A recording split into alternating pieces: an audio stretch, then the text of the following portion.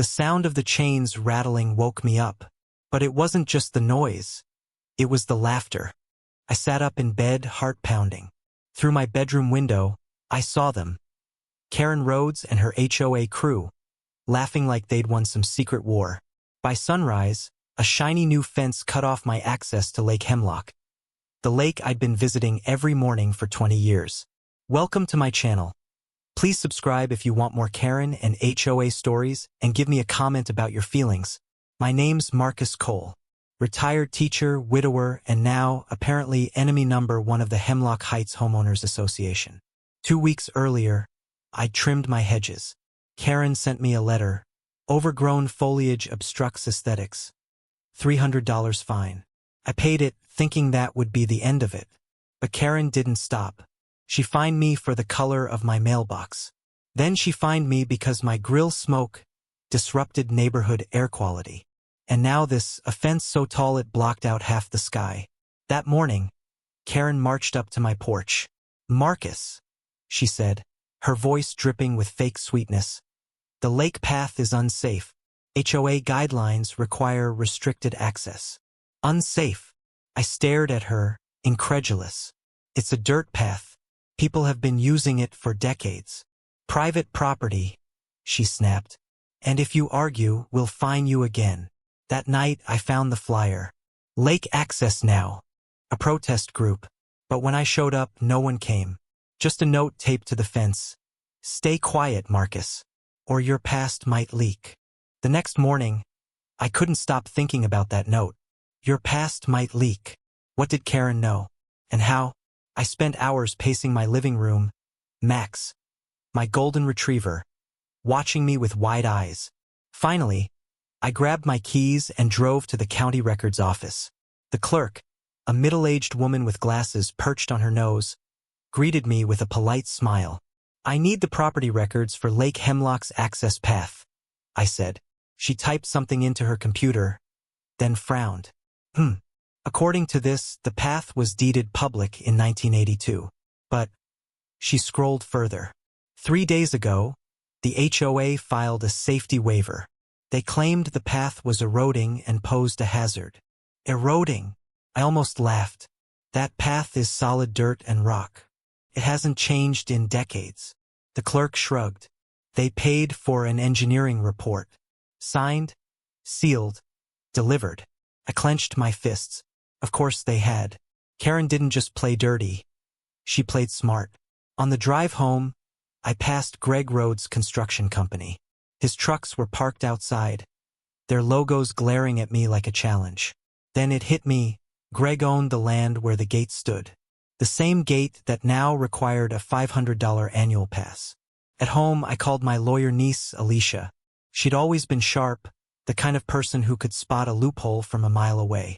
"Hey, Uncle Marcus," she answered. "What's up?" "I need you to dig into something," I said. "Find out who really owns the land where the lake gate is, and get me the deed to my own property while you're at it." "The gate land?" she asked. "Isn't that HOA property?" "Not exactly," I said. "Greg Rhodes sold it to a shell company. Illegal, but Karen's good at covering tracks." "Give me a day," Alicia said. "And Uncle Marcus? Be careful. These people don't mess around." That night, I sat on my porch, staring at the fence. Max rested his head on my knee. I thought about my wife, Sarah. She'd loved this place. The quiet mornings by the lake, the way the sunlight danced on the water. Now, thanks to Karen, it felt like I was losing her all over again. The next day, Alicia called.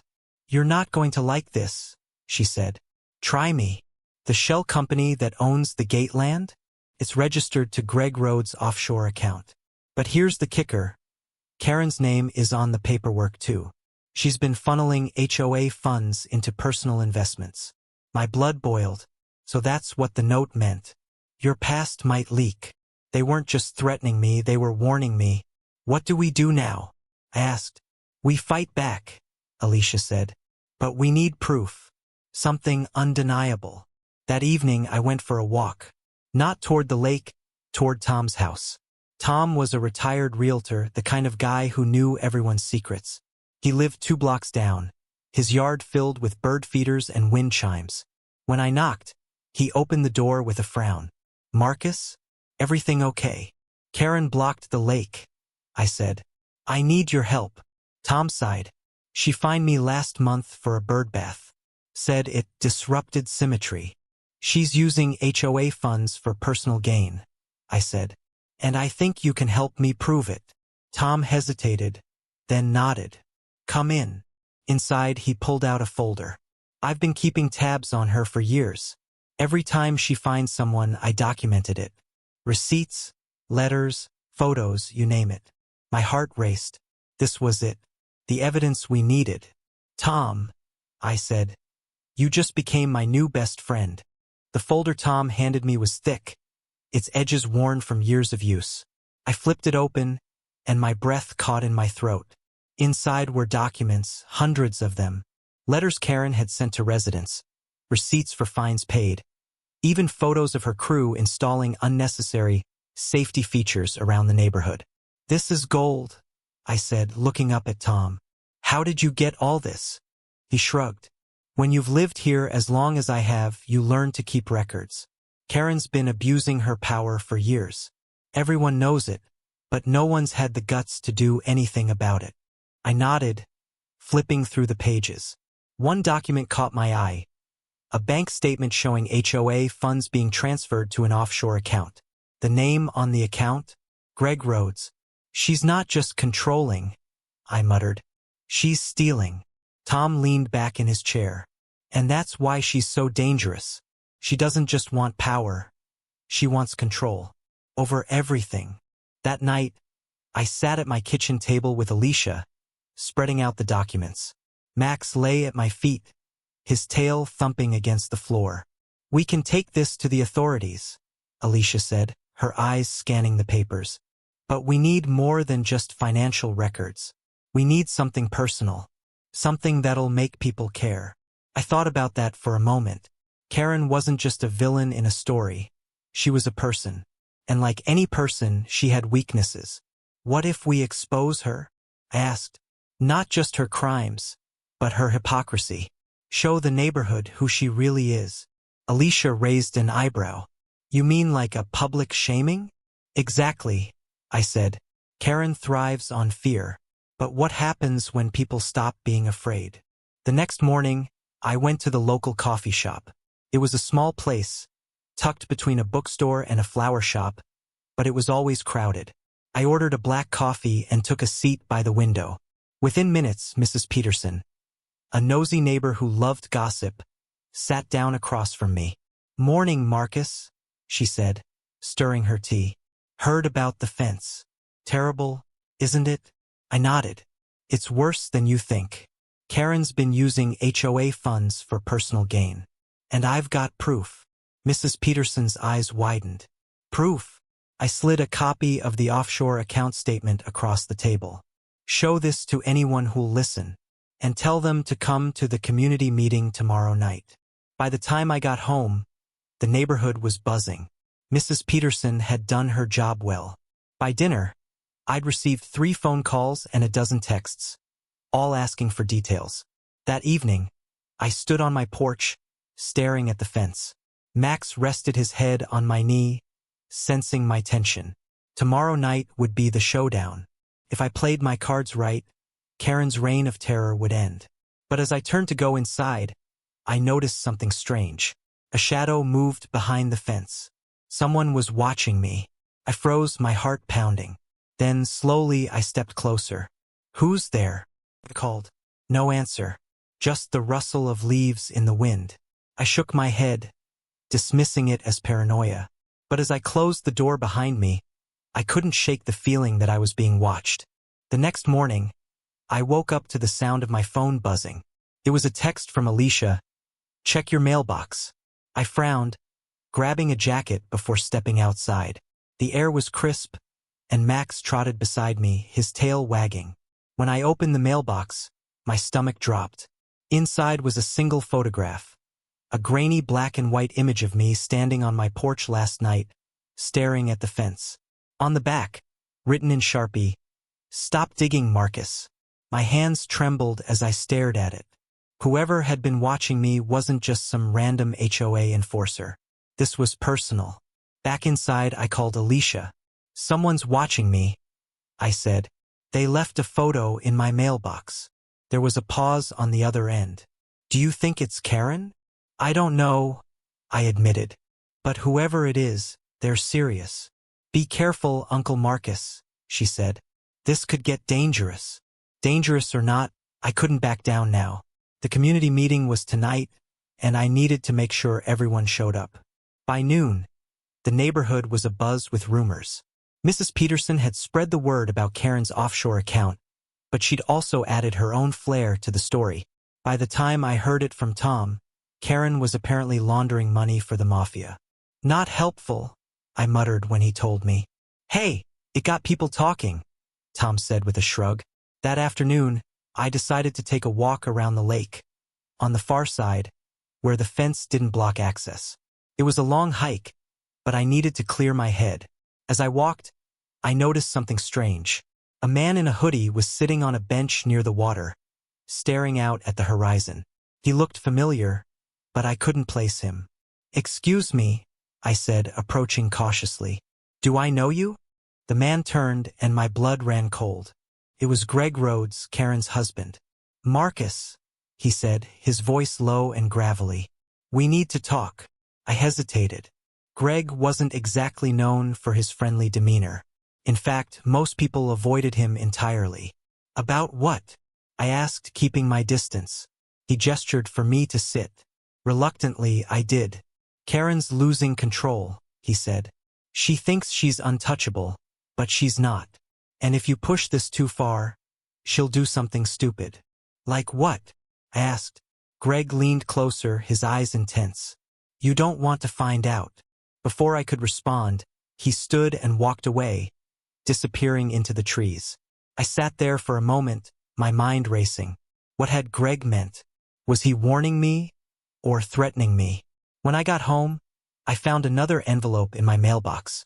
This one contained a key. No note, no explanation. Just a small brass key. I held it up to the light, examining it. It looked old, like it belonged to a padlock or a gate. But whose gate? That evening, the community center was packed. People filled every seat, their faces a mix of anger and curiosity. Karen sat at the front, her usual smug smile plastered across her face. When it was my turn to speak, I stood up, holding up the folder of documents. "Ladies and gentlemen," I began, "we all know Karen Rhodes. She's the president of our HOA, the person who fines us for everything from mailbox colors to lawn ornaments. But what you don't know is that she's been using HOA funds for personal gain." I handed the documents to Mrs. Peterson, who passed them around. Gasps rippled through the crowd as people read the bank statements. Karen stood up, her face red with rage. "This is slander," she shouted. "These are fake." "Then explain the offshore account," I said calmly, "or why you blocked access to Lake Hemlock." For a moment, Karen was silent. Then, with a smirk, she pulled out her phone. "If you think this is over," she said, her voice icy, "you're wrong." Before anyone could react, she stormed out of the room. The room was silent after Karen stormed out, but it didn't last long. Whispers erupted like wildfire. Some angry, some confused, and a few even supportive of Karen. Mrs. Peterson stood up, waving the bank statement in the air like it was Exhibit A in a courtroom drama. "This is proof," she shouted. "Karen's been stealing from us for years."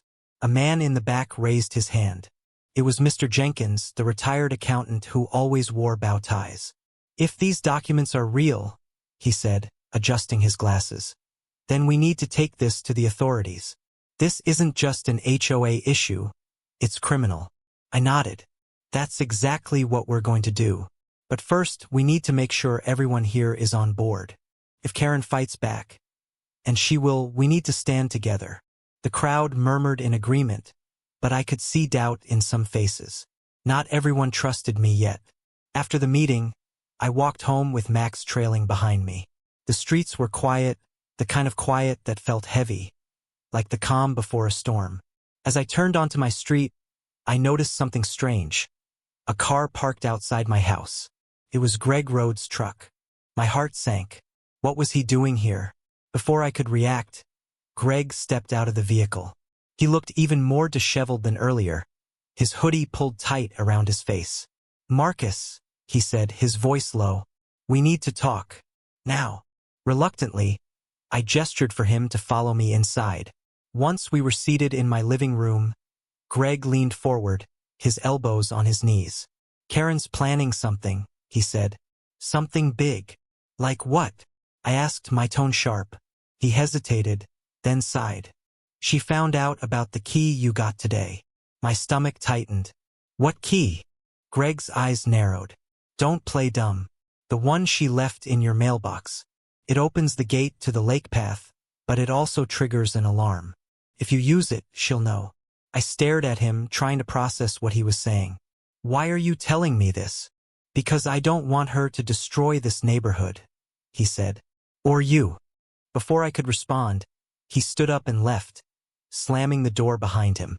I sat there for a moment, my mind racing. The key was still on the kitchen counter where I'd left it. I picked it up, examining it again. Was Greg telling the truth? Or was this another one of Karen's traps? That night I couldn't sleep. Every creak of the house made me jump. At around 2 a.m., I heard it, the sound of footsteps outside. Heart pounding. I grabbed a flashlight and crept to the window. Outside, a figure was moving toward the fence. It wasn't Greg, it was Karen. She stopped at the gate, pulling out her phone.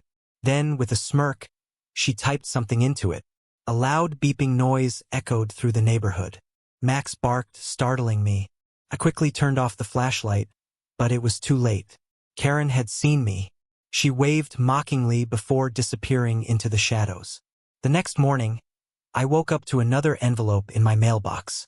This time, it contained a single sheet of paper. Written in bold letters, "You're running out of time." I clenched my fists, frustration bubbling inside me. Karen was playing games, and I was tired of being her pawn.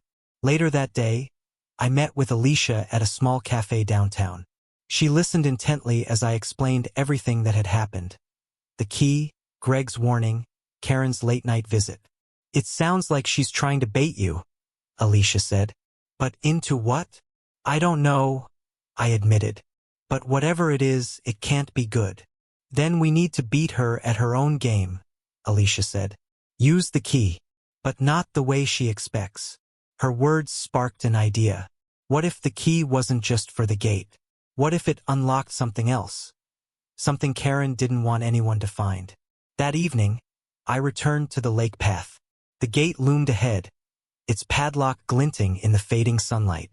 My hands trembled as I inserted the key. To my surprise, the lock didn't open.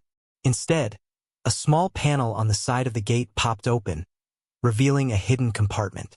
Inside was a USB drive. I stared at it, my heart racing. What was on it? And why had Karen hidden it here?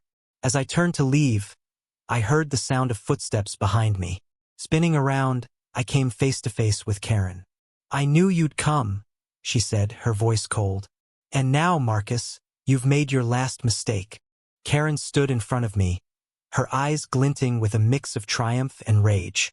The USB drive felt heavy in my hand, like a ticking bomb. "Give it to me," she demanded, holding out her palm. "What's on it?" I asked, stalling for time. She smirked. "Everything you've ever wanted to know, and more." Behind her, the sun dipped below the trees, casting long shadows across the path. Max growled low in his throat, but I silenced him with a hand gesture.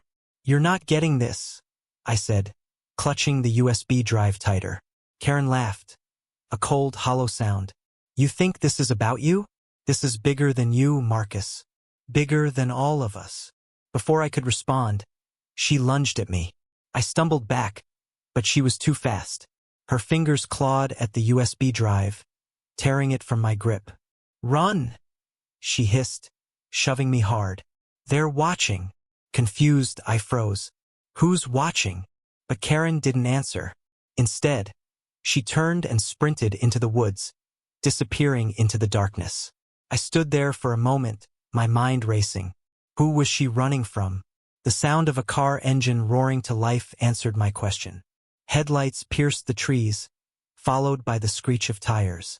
Karen's SUV sped past me, heading toward the main road. I didn't think, I just ran. By the time I reached the community center, the parking lot was empty.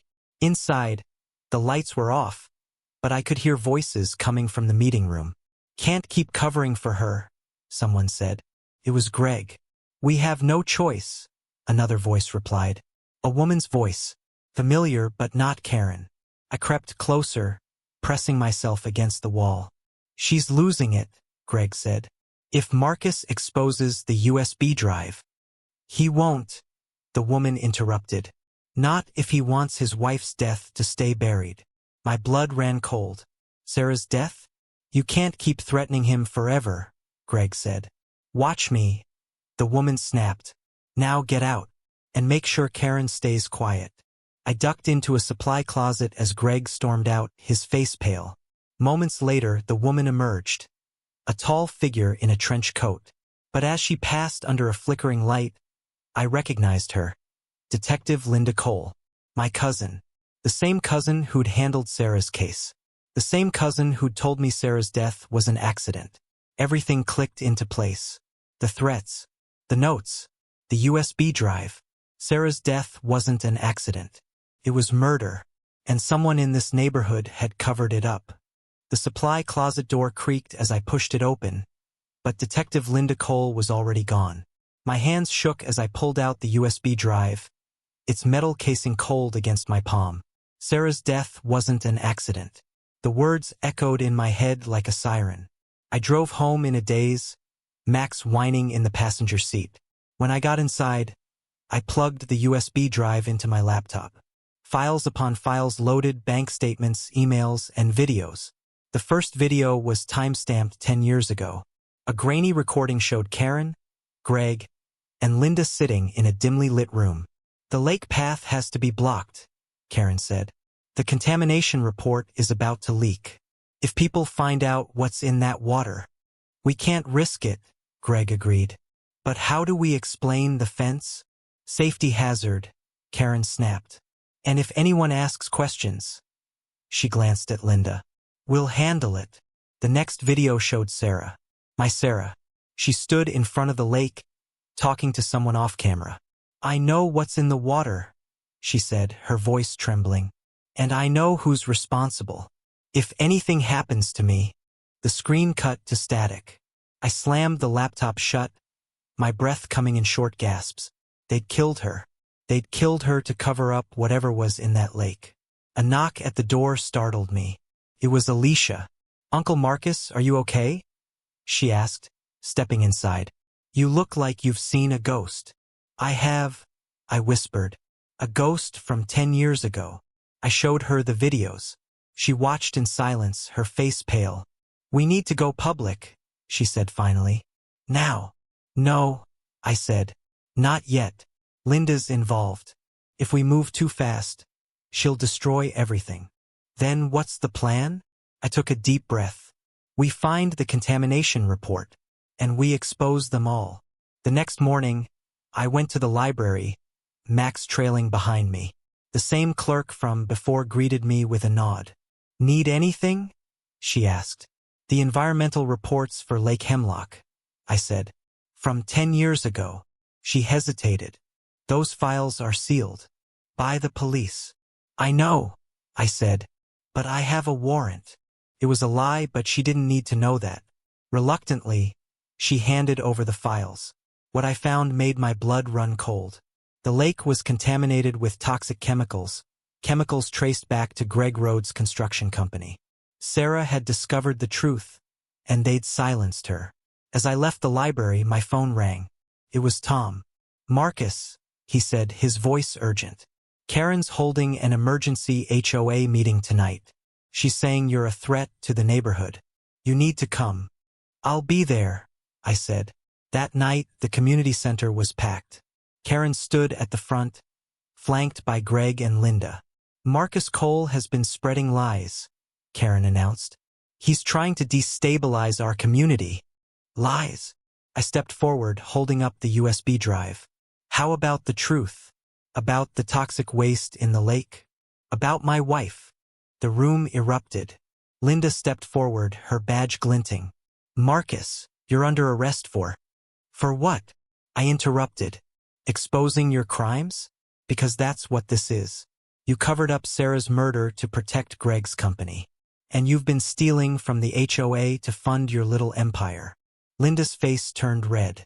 This is nonsense. Then explain the videos, I said. Or should I play them for everyone? The crowd murmured, their eyes shifting between me and Karen. He's lying, Karen shouted. Don't listen to him. Am I? I pulled up the video of Sarah on my phone, projecting it onto the wall. The room fell silent as her voice filled the air. When it ended, no one spoke. Then, slowly, people began to stand. You killed her, Mrs. Peterson said, tears in her eyes. You killed her to cover up your mess. Karen's smirk faded. This isn't over, she hissed. No, I said. It's just beginning. The room erupted into chaos. Karen lunged at me, but Greg held her back, his face pale. Linda stood frozen, her badge hanging limply in her hand. You think this changes anything? Karen spat. No one will believe you. They already do, I said, nodding at the crowd. Mrs. Peterson was dialing the police. Mr. Jenkins was recording everything on his phone. This is your fault, Karen hissed at Linda. You were supposed to bury this. Linda didn't answer. She just stared at the floor, her hands trembling. Suddenly, the doors burst open. 2 police officers strode in, not Linda's colleagues, but strangers. Karen Rhodes, one of them said, holding up a warrant. You're under arrest for conspiracy, fraud, and accessory to murder. The room fell silent. Karen's smug expression crumbled. This is a mistake, she whispered. The warrant also includes Greg Rhodes and Detective Linda Cole, the officer continued. Linda stepped back, her eyes wide. I was just following orders. Orders? I asked, my voice cold. Or greed? As they were led away, the crowd parted like the Red Sea. No one spoke. No one cheered. It was as if the neighborhood itself was holding its breath. The next morning, I returned to the lake path. The fence was gone, torn down by volunteers overnight. Tom stood by the water's edge, a shovel in his hand. Thought we'd start cleaning up, he said. Make this place right again. I nodded, my throat tight. Marcus, Tom said, hesitating. I'm sorry about Sarah. I didn't know. None of us did, I said. As we worked, more neighbors joined. Mrs. Peterson with trash bags, Mr. Jenkins with a wheelbarrow. Even Alicia showed up, her law books in tow. The EPA's launching a full investigation, she said. They'll clean the lake. It'll take time, but it'll happen. I smiled, but my heart wasn't in it. Not yet. That evening, as the sun set, I sat on my porch with Max. The neighborhood was quieter now, the air lighter. A knock interrupted my thoughts. It was Linda. Her eyes were red, her hands cuffed in front of her. I didn't want it to come to this, she said. But Sarah, she was my cousin too. I couldn't let them hurt you. I stared at her, stunned. The USB drive, she continued. I left it in the gate for you. I knew you'd find it. And I knew you'd fight. Before I could respond, she turned and walked away, her shoulders slumped. Months later, the lake was clean. New signs dotted the path. Protected habitat. Swim at your own risk. I visited Sarah's grave, Max trotting beside me. They're gone, I said, placing flowers on the stone.